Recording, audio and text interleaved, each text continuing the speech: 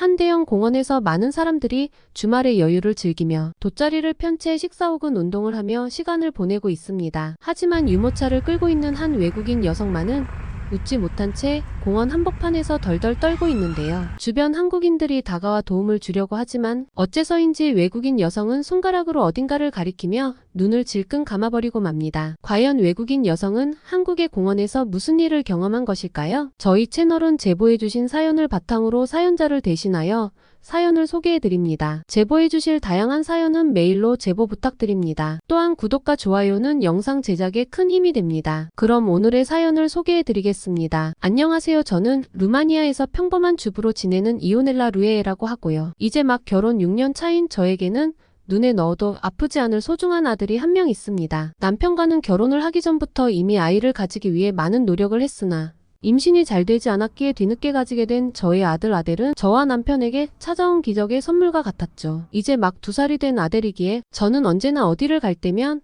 아델을 유모차에 태워 같이 이동하고 있는데요. 하지만 이러한 평화로운 나날 중 저는 뜻밖의 한국으로의 단기 이민을 떠나게 되었습니다. 저희 남편은 루마니아에서 금융업 관련 회사에 다니고 있는데 이번에 한국에 있는 큰 대기업과 프로젝트를 진행하게 되었다면서 저에게 약 2년 동안은 한국에서 지내야 할 것 같다는 말을 하더군요. 루마니아에서 태어나 별다른 해외여행도 가보지 않았던 저에게 생전 처음 들어보는 한국이라는 나라는 왠지 경계가 생기는 나라였습니다. 하지만 남편은 회사의 일 때문에 고민할 겨를도 없이 바로 단기 이민 준비를 해서 한국으로 떠나야 했고 가정의 경제를 보장하는 남편의 말에 저는 그저 따를 수밖에 없었습니다. 근데 루마니아에 있는 저와 같은 가정주부 친구들은 저를 오히려 부러운 눈길로 쳐다보더군요. 처음에는 친구들의 행동을 이해하지 못했지만 저는 한국에 오고 나서야 그 이유를 깨달을 수 있었습니다. 친구들은 저에게 루마니아보다는 한국이 한층 더 좋은 생활 환경과 쾌적함이 있을 것이라면서 자신들도 아이와 남편의 일에 대한 문제만 아니면 자신들도 바로 지금 한국으로 떠날 텐데라며 아쉬워하네요. 하지만 인생 전부를 루마니아에서 살아온 저에게는 처음 들어본 한국이라는 나라와 그곳에서 꽤 오래 이민 생활을 해야 한다는 남편의 통보에 거부감부터 있던 것이 사실이긴 합니다.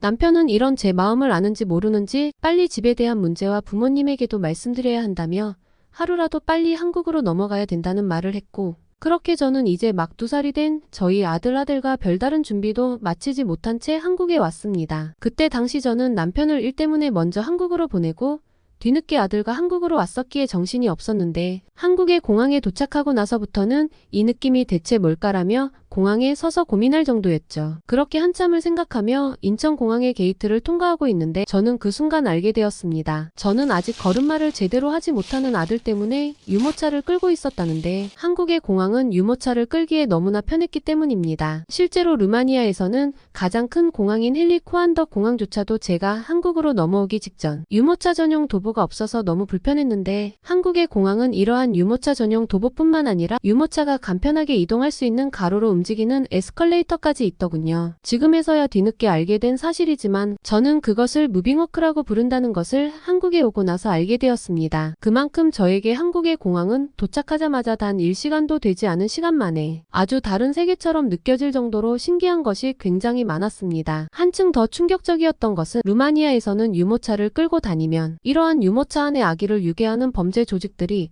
루마니아의 공용시설물 근처에 숨어 있는데 한국에서는 이러한 위험한 사람들을 단 한 명도 마주할 수 없었죠. 되려 한국인 분들은 저와 아들을 보고는 유모차의 아델에게 아주 작은 손인사만 건넬 뿐 저와 아들을 겁주는 행동을 전혀 하지 않았습니다. 루마니아에서는 길거리에서도 노숙자들이 너무 많기 때문에 매번 유모차에 제 아델을 보면 아무런 행동 예고 없이 만지려고 하고 귀엽다며 소리를 지르는데 한국인 분들은 매너가 있어서 이러한 행동을 도무지 하지 않더군요. 사소한 것이라고는 생각했지만 실제 이러한 부담스러운 행동들이 없어지니 한국에 도착하고 얼마 지나지 않아 저는 뭔가 큰 짐덩이를 내려놓은 것 같은 쾌적한 기분이 들었습니다. 제가 도착한 시간에 맞춰 남편은 전화가 오더니 바로 기차를 타고 동탄이라고 부르는 도시로 넘어오라고 했고 저는 남편의 말이 끝나기 무섭게 한국의 SRT라는 기차를 타고 동탄으로 이동하게 되었습니다. 처음 탑승한 한국의 고속기차는 루마니아와는 다르게 조용하여 귀가 편안했었는데 그것보다 더욱 좋은 것은 유모차 전용 좌석이 따로 있어서 마음 편하게 기차를 탈 수 있었다는 사실이죠. 실제로 루마니아의 몇몇 기차들은 유모차와 타려지 않는 좌석이 되기에 기차를 탈 수 없다며 표를 힘들게 뜯는 것도 있었는데 한국에서는 이러한 일 자체가 발생하지 않아서 너무 좋았습니다. 기차를 타고 가면서 한국에 대하여 잘 알지는 못하지만 이만큼 살기 편한 나라가 있을까라는 생각이 들었고, 다른 불편함이 없어서 그런 것인지 제 아들 또한 밝은 표정을 짓고 있었죠. 저는 기차에서 아들과 잠깐의 낮잠을 통해 체력을 회복하고 무사히 동탄역에 도달할 수 있었습니다. 도착했을 때에는 이미 남편이 저희를 데리러 동탄역으로 마중을 나와 있었고, 저는 곧장 남편의 차를 탄 뒤 저희가 미리 구해놓은 월세집으로 출발하게 되었죠. 남편은 이미 한국 회사와의 프로젝트 협업 제안으로 호수공원 주변인 곳에 있는 아파트라는 주거시설을 기업 차원에서 얻어놓았다는 언급을 해주었고, 그러한 집을 구하는 것에 한국 회사의 도움이 컸다면서 한국에 감사한 마음을 보였습니다. 근데 남편의 차를 타고 저희가 약 2년 동안 머물게 될 아파트 정문에 도착했을 때 저는 너무 놀라서 가슴이 두근거리기 시작했어요. 이미 멀리서 차를 타고 이동할 때부터 멀리서 봐도 크고 반짝이던 한국의 아파트는 정말 성벽과도 같은 높이에 자리 잡고 있었고, 바로 옆에는 루마니아에서는 보기 힘들던 기막힌 규모의 호수공원이 자리 잡고 있었습니다. 남편은 동탄이 한국에서는 새로 성장하고 있는 신도시로 불리고 있다면서 아파트 지하주차장으로 들어갔고, 저는 루마니아와는 한층 더 다른 주거시설 환경에 어떻게 이런 나라가 존재하고 있었지라는 마음이 들었죠. 그렇게 남편이 안내로 온 아파트 내부로 들어온 순간 저는 그만 눈앞에 펼쳐진 광경에 당황하고 말았습니다. 예쁜 호수공원이 창문 너머로 펼쳐져 있었고, 집 자체가 고요해서 루마니아에서 신경 쓰던 소음 문제는 물론 공기가 너무 깨끗했습니다. 저는 너무 놀라서 남편에게 이렇게 비싼 집에서 지내도 되냐고 물어봤는데, 남편은 프로젝트를 진행하게 된 한국의 대기업에서 주거 부분에 대하여 해결해 주었다는 대답을 했습니다. 훨씬 충격적이었던 것은 이러한 비싸 보이며 살기 좋아 보이는 집에 한국인들은 그저 익숙하다는 사실이었죠. 루마니아에서 생활을 할 때는 집이 너무 좁아서 세탁기는 물론 욕조를 놓을 공간이 없어서 아들을 씻기는데 꽤 애를 먹었었는데, 어째서인지 저희가 머물게 될 한국의 아파트에는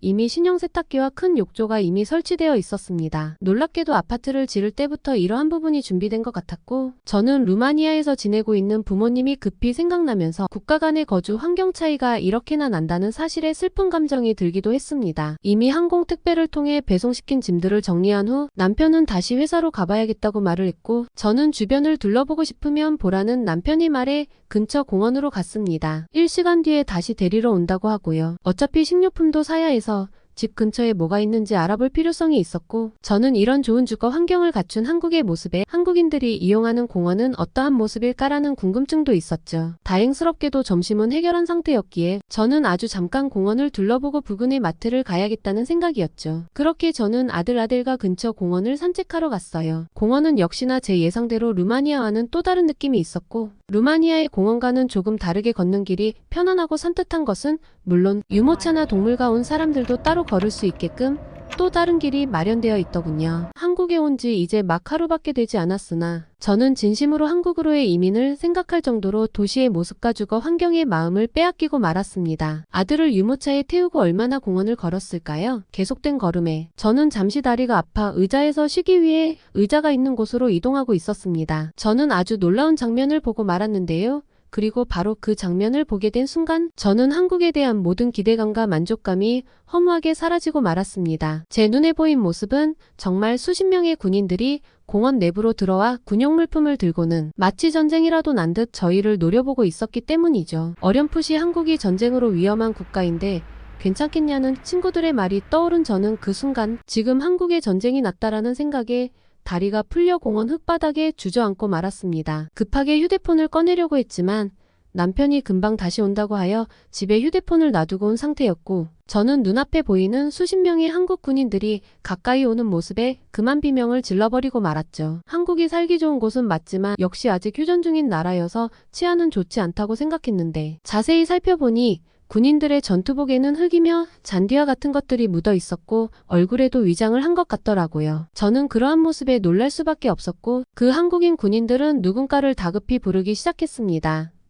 그리고는 제가 본 군인들과는 다른 모습의 나이가 많은 것 같은 전투복을 입은 한국인 중년 남성분이 오시더니 이곳에는 어떻게 들어왔냐며 저를 보고 놀란 표정을 짓더군요. 저도 영어를 다 아는 것은 아니었다고 하지만 소통은 가능했기에 지금 이곳은 공원이 아니냐는 조심스러운 질문을 하게 되었고, 전투복을 입은 한국인 중년 남성분은 급격히 제 뒤에 있던 간이 표지판을 가리키더니 알 수 없는 웃음을 보이셨습니다. 낱낱이 살펴보니 그 표지판에는 군인의 모습과 나란히 무엇인가 훈련을 한다는 것처럼 영어 문장이 적혀 있었고, 저의 당황한 모습에 한국인 군인 남성분은 휴대폰 번역기를 켜시더니 지금 이곳 공원에서는 예비군 훈련이 진행되고 있다며 놀라셨다면 죄송하다는 말씀을 건네더군요. 그 순간 저는 실제 전쟁이 아니었구나라는 안도감과 알 수 없는 허탈함에 그만 또다시 힘이 풀리고 말았습니다. 다행히 아들은 조용히 유모차 안에서 잠들어 있었고 저는 공원 잔디밭에 있던 군인분들의 안내를 받아 무사히 그 훈련장을 빠져나올 수 있었죠. 어쩐지 어느 순간부터 주변에 사람들이 없어지고